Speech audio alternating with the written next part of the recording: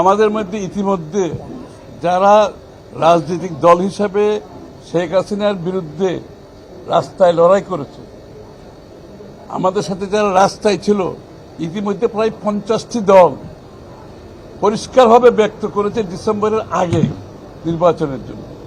এবং সাথে সাথে সংস্কারের যে কথাগুলো বলা হয়, যে সংস্কারের ব্যাপারে যেখানে ঐক্যমত হবে সেই সংস্কারগুলো ইমিডিয়েটলি করে নির্বাচন কমিশনকে বলা হোক নির্বাচনের দিনক্ষণ ঠিক করে রোডম্যাপ দিয়ে নির্বাচনের দিকে এগিয়ে যাওয়ার জন্য। তো জনগণ বলতে কারা?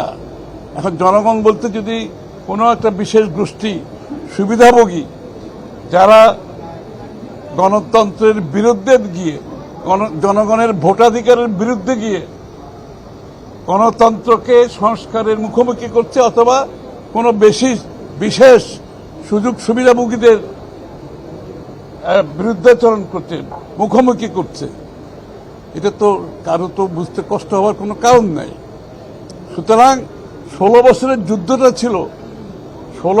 যুদ্ধটা ছিল গণতন্ত্রের জন্য, বাংলাদেশে গণতান্ত্রিক অর্ডার ফিরিয়ে আনার জন্য, জনগণের ভোটাধিকার ফিরিয়ে আনার জন্য, জনগণের মালিকানা ফিরিয়ে আনার জন্য। যেই সরকার জনগণের ভোটে নির্বাচিত হবে তারা জনগণের কাছে দায়বদ্ধ থাকবে, জবাবদিহি থাকবে।